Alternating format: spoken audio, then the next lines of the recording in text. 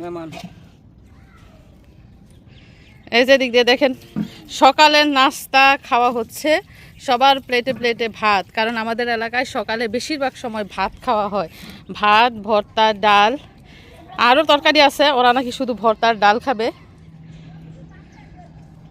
কে কে খেতে বসেছে? মিশারি, তুমি কি দিয়ে খাচ্ছ বাবা? কালি জিরার ভর্তা। সে না আমি বলতে পারে না। এগুলো হচ্ছে কালো জিরার ভর্তা, এগুলো খেলে ঠান্ডার উপকার, শরীর ব্যথার উপকার, বুঝতে পারছো? আপনারা কি দিয়া খায়? কালি ভর্তা দিয়া।